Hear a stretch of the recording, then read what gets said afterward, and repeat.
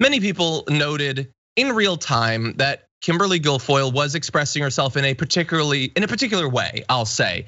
And that got stronger as the speech went on. Here's her close.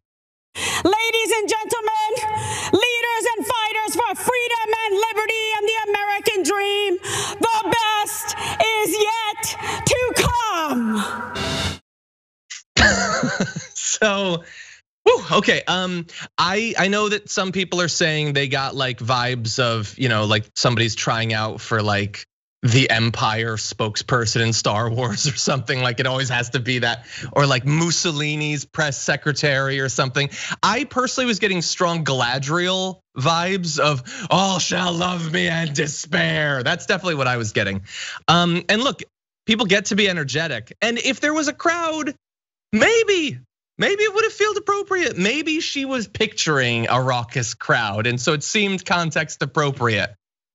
But it just, I don't know. For a regular person, like Jordan, you're not a regular person. I'm not a regular person. We dwell neck deep in politics. For a regular person, does that win them over if they're not sure who they want to support? I can't imagine that would be the needle mover, but one thing like we talked about earlier, the echo in the room because it was empty is very funny and created a weird aesthetic, but also just the overall tone and tenor. Talking like screaming the best is yet to come in the middle of a moment where half the country's out of work for so many people, and it's just the job loss doesn't discriminate based on political party.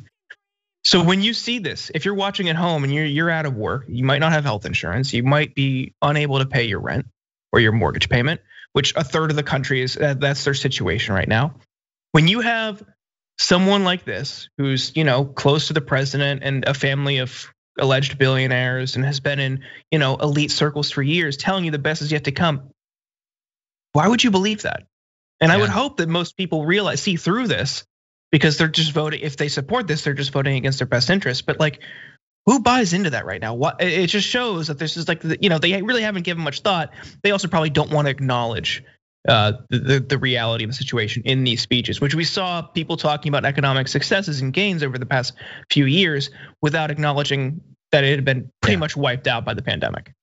And there was some, I forget exactly who it was, some RNC representative or something was like, you know what, I think people in this election are gonna ask themselves, are they doing better as of January than they were 4 years ago?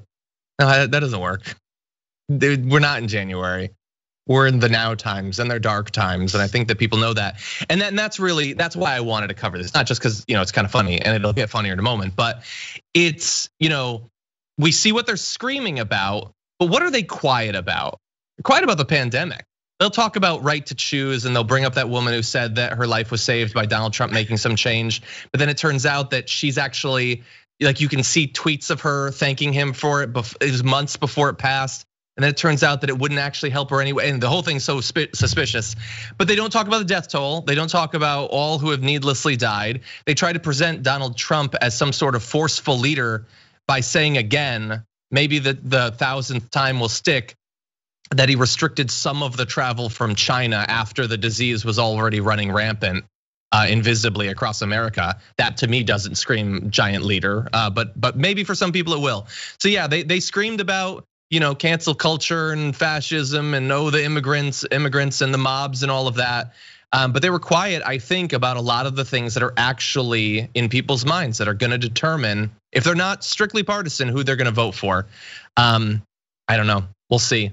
I know, I just wanna quickly play this. It's a dark time. If we can get a little bit of fun out of things, let's do it. So take a look at what an individual named Dion posted online. Ladies and gentlemen, leaders and fighters of the American dream, the best is yet to come. Is this a Vine or? Is this a Vine?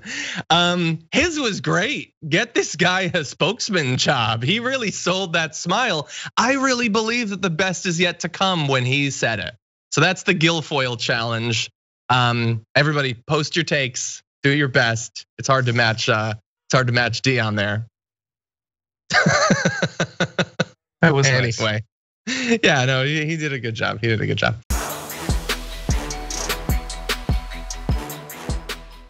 For more political news breakdowns, interviews, stories of activism, and me trying my hardest to care about the occasional big celebrity news story, subscribe to our YouTube channel at youtube.com/thedamagereport. And you can ring the bell wherever it is so you don't miss anything.